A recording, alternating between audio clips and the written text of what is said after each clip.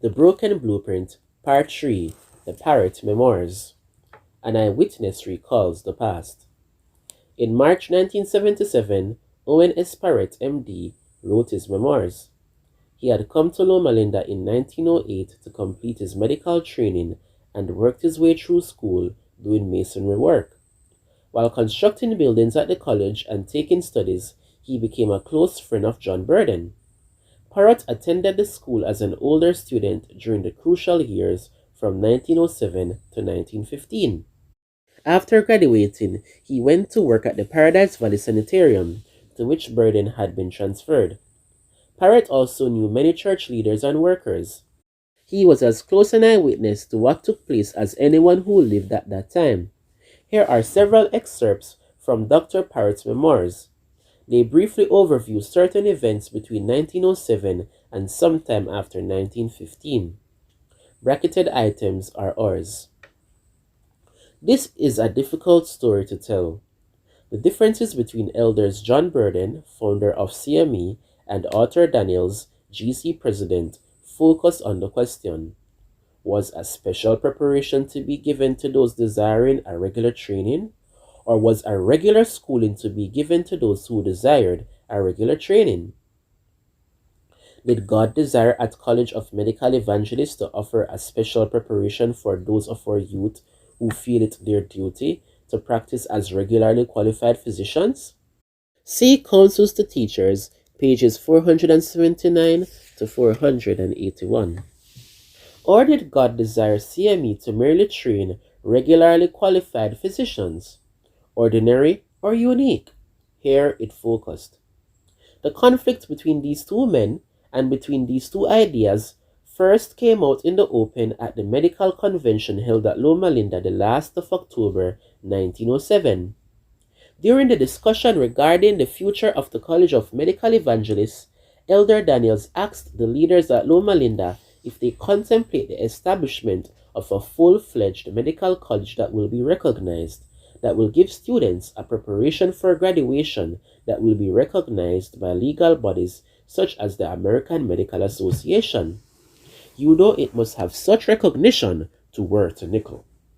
See Loma Linda, Messages, page 538. Elder Burden replied, "The question of recognition by the legal bodies was, of course, brought up, but we thought that we should seek the recognition and approval of God rather than of the world. We have come to an issue with the world. The issue is between the everlasting truth of God and the standard of the world. This we know is true in religious matters, and it is equally true in matters of this kind. There is no true education except in the gospel of Christ. It takes in all truth. It seems very clear that we are to go ahead with the establishment of such a school, irrespective of the fact that we cannot see the end. I do not believe God will call us to do a work of this kind and then leave us in darkness. We shall of course expect to start in a very humble way and grow gradually to the standard He has set. But we must make a beginning. The promise is that He will be with us if we obey Him, and He will cause us to ride on the high places of the earth." See Loma Linda Messages, page 538.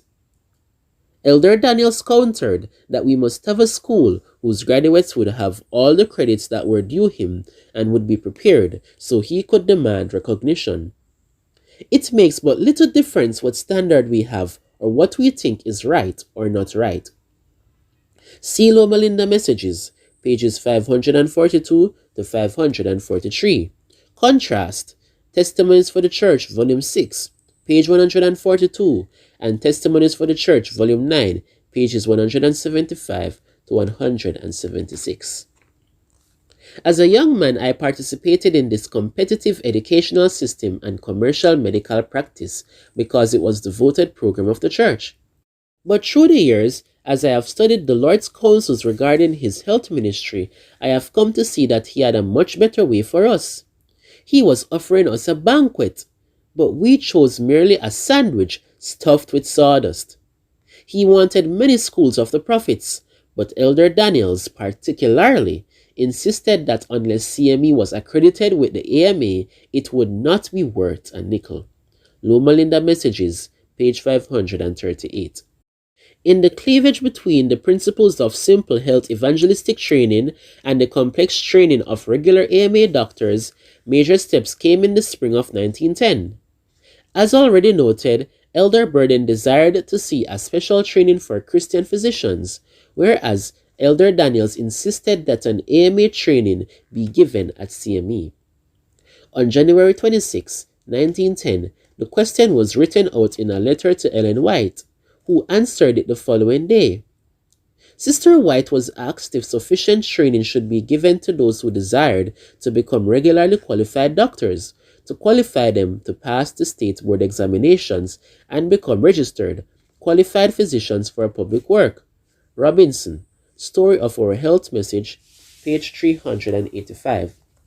She replied that a special preparation was to be given to those whose convictions would otherwise lead them to become regularly qualified by attending worldly colleges.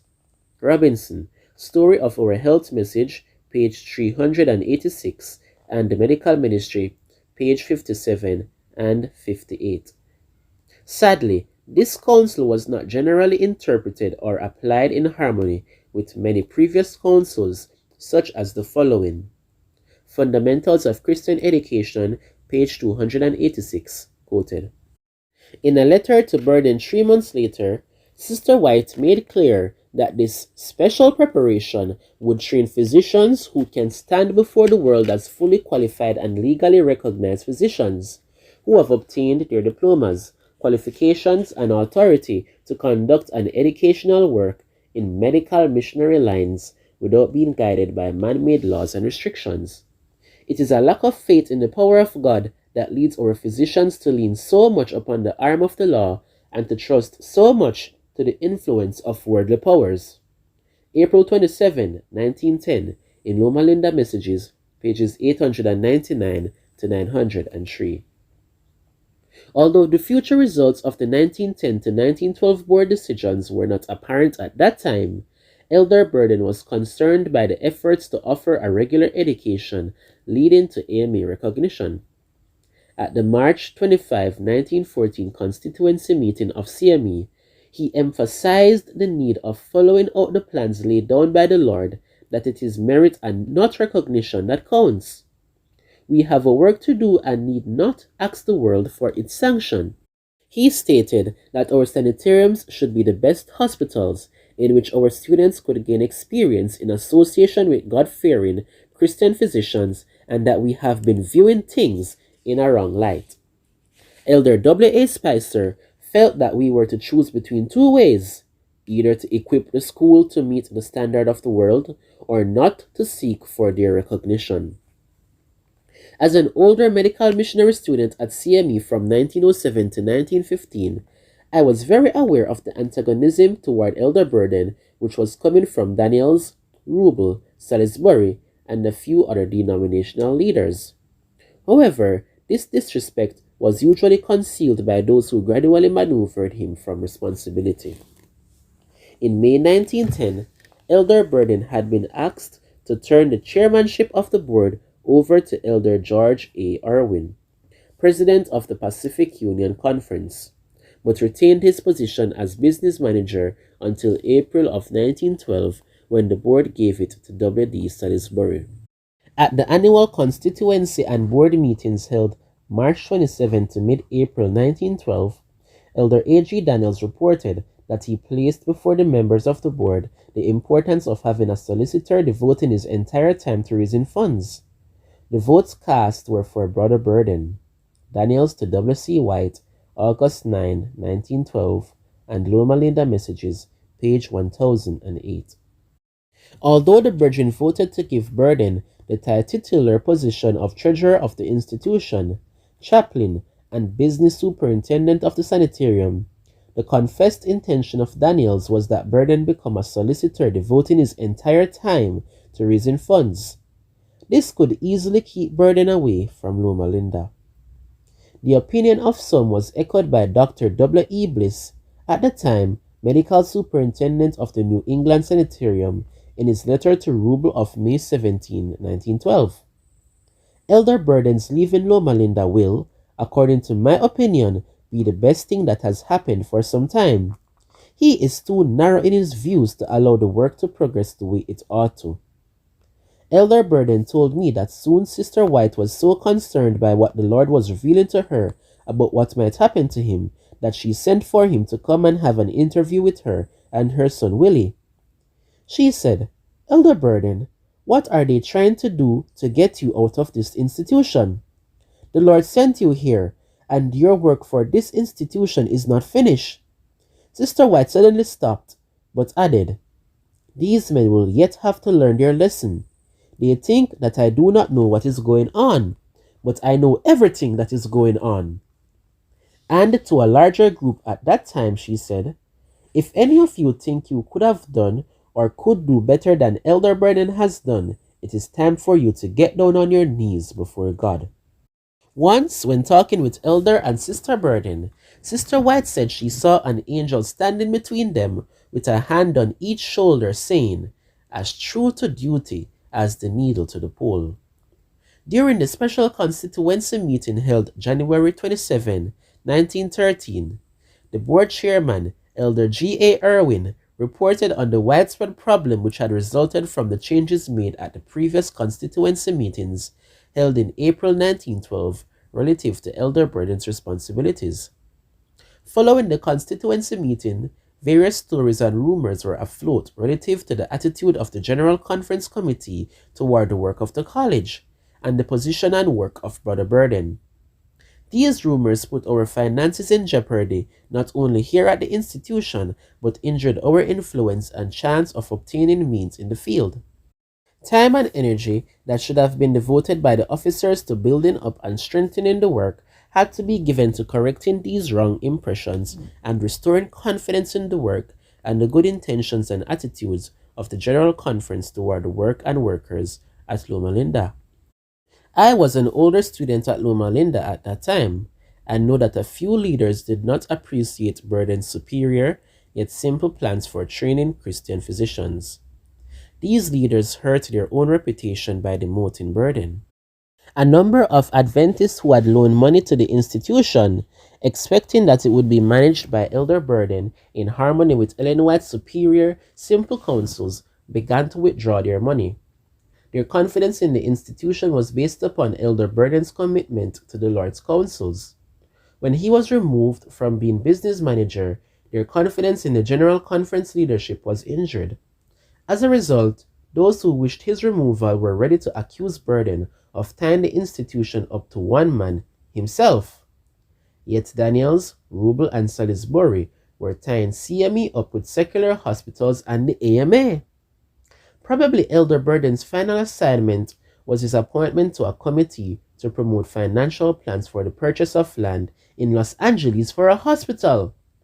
On June 15, 1915, he was asked to join with A.G. Daniels and others to support the purchase of Boyles Heights property in the slum section of the city.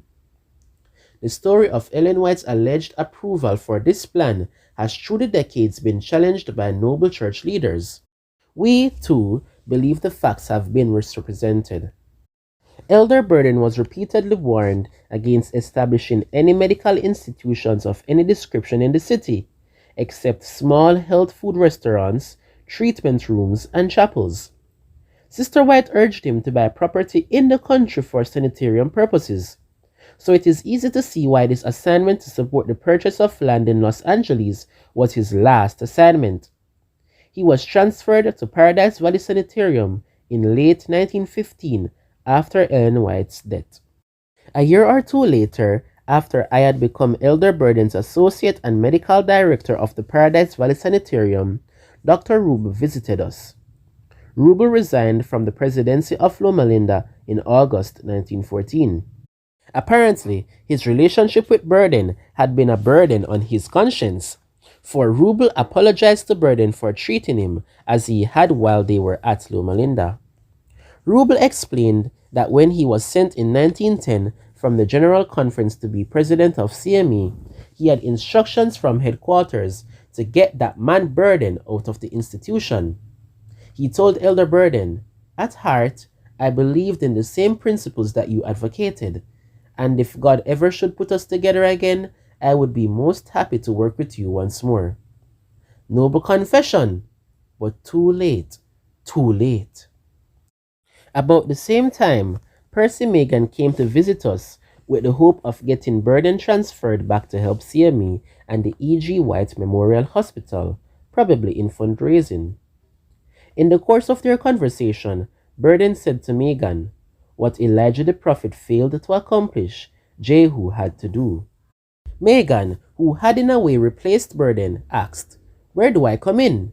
Burden replied, that is for you to decide. As we will learn in this book, it was through Megan's later persistent efforts to aid Loma Linda's accreditation status that the final collision of our tattered collegiate blueprint system occurred. We have never recovered since. Dr. Chris was another leader who encouraged us to hold the standard high and explained why we were meeting opposition. He told me that years earlier, at the time of the Kellogg disaffection, Elder Daniels was called upon as General Conference President to deal kindly with the doctor. Sister White likened the whole affair to a great ship striking an iceberg, shattering the ice, but not without some damage to the ship. 1903 and First Selected Messages, pages 205 to 206. Hoping to still save the doctor for Christ, she wrote Elder Daniels to put his arm around the man. Daniels was uncomfortable with this plea and inquired of his GC associates what Sister White meant by saying, put your arm around the man. A member of the committee spoke up and said, I know what she means, Brother Daniels. She means to put your arm around the man. I was sorry to find him, Daniels, arrayed so strongly against the one man chosen by the prophet to head up the medical missionary evangelistic work at CME. I could see that he was happy to rid Loma Linda of this one man and wondered what I might do to change the situation. So I phoned Elder Daniels while one of the annual CME board meetings was in session, asked if I could be allowed a few minutes to speak to the delegates. He was willing and set up an appointment for me during a morning session at 10 o'clock a.m. Arriving at the appointed time, I walked into the meeting and sat down. As soon as he saw me, he told the committee that he had promised that I be given a few minutes to present a matter to them, and knowing I had left my patients an office to be present, they would stop other business to let me speak. With a silent prayer that the Holy Spirit would direct and give me courage, I went forward, and, turning halfway around, I addressed Elder Daniels as follows. Elder Daniels, you have served the cause of God around the world as a man chosen to lead our people in giving his last message to the world. The whole body of our people recognized that in 1901, God called you to be leader to this denomination, which had already seen your service both in Australia and these United States. Your promotion of foreign missions has rallied our people to enter many countries. We wish to thank you for your years of devotion to that phase of work. In like manner, the prophet chose a young man early in his life and prepared him for leadership in the medical missionary field, namely John A. Burden. Just as God called you to your field, he called Brother Burden to locate, purchase, and lay the foundation of the College of Medical Evangelists in Loma Linda. I can visualize that if you two men could work in harmony together, the force of this combination would be irresistible. For even while working separately, you each have made your mark. For some time, many in our denomination have felt that if each of you men could unite your forces together, it would bring such a step forward as to quickly finish the work and find us crossing the Jordan. If you two men could work together, each supporting the other in a great forward movement, including health reform, Daniels was still a meat eater, I believe it would fire the imagination of our entire world field and give God just the chance he has been waiting for to get our people out of this wilderness of sin. I am sure that Elder Burden would gladly unite with you in such a plan. I pray that this may take place. As I finished speaking, I saw men all through the audience wiping tears from their eyes, and we were conscious that the Holy Spirit had come very near. One could feel the air was fairly charged with his presence, as I added one more sentence. I appeal to you, Brother Daniels, to bury your antagonism and extend your hand to Elder Burden in loving cooperation. My heart was full to say more. Thanking the committee for hearing me, I turned to go. Daniels thanked me and walked me out the door, perhaps to ensure that he did not hang around to talk to the delegates afterwards. So far as I know, there was no change made in his attitude, although I am sure that Elder Burden would have been overjoyed to work in full cooperation had Brother Daniels been so disposed. But it was just as not to be. Elder Daniels was a man of strong feelings, whose likes and dislikes seemed not easily changed. His continued use of flesh foods could not but confuse his judgment. Erroneous eating and drinking result in erroneous thinking and acting. Testimonies for the Church, Volume 9, page 160. Years later, as Elder Burden looked back at the trend which his school was taking, he recalled a significant detail. For several months after its purchase, he and Elder Owen held in trust the title deed to the Loma property, hoping it could soon be turned over to the conference. But when he suggested to Ellen White his desire to deed the property over to the conference, she thrice, 3 times objected. Not yet, not yet, not yet. The conference brethren apparently were not sufficiently grounded in the Lord's plans for Loma Linda to be entrusted into their hands. But shortly thereafter, without getting clearance from the Lord's messenger, Burden went ahead and deeded the property over to the conference. Years later, Burden confessed to me that that was one of the worst mistakes I have ever made. I should have heeded Sister White's cautions and not surrendered the property without permission. Owen S. Parrett, M.D., Memoirs, March 1977. We have already learned that, several years earlier, Ellen White had been shown that there were times when it was not safe to entrust institutions and missionary projects to church ownership. In the organization and management of the Madison School, it was not placed under the control of the conference. But the reasons why the school was not owned and controlled by the conference have not been duly considered. EGW SPTB 11, page 32. In the providence of God, a man or a small group, pleading with God for help, will set to work amid great sacrifice and hardship to do a special work which should be done, which the church sees little value in doing, or it would be already doing it. If such a project were turned over to the denomination, committees at a distance, busy with a great variety of responsibilities, would henceforth be in charge of major project decisions. Independent ministries are not wrong, but they must be conducted in accordance with the blueprint by men and women dedicated to adhering to it. On June 16, 1915, at the age of 87, Ellen White passed to her rest. Within 2 months, Elder Burden was transferred to Paradise Valley Sanitarium. Shortly before her death, she had spoken to him. In talking with Elder John Burden shortly before his death, he told me that, during his last visit with Sister White, she made the statement that God was going to lay her to rest in order to save her the heartbreaking experience of seeing her message to the church rejected. S.A. Nagel, Newsletter, July 1961. As a result of Daniel's mismanagement in the crisis at Loma Linda and elsewhere, in the summer of 1922, he was ousted from the presidency of the General Conference. We will now return to 1910 and continue the story of how the changeover occurred.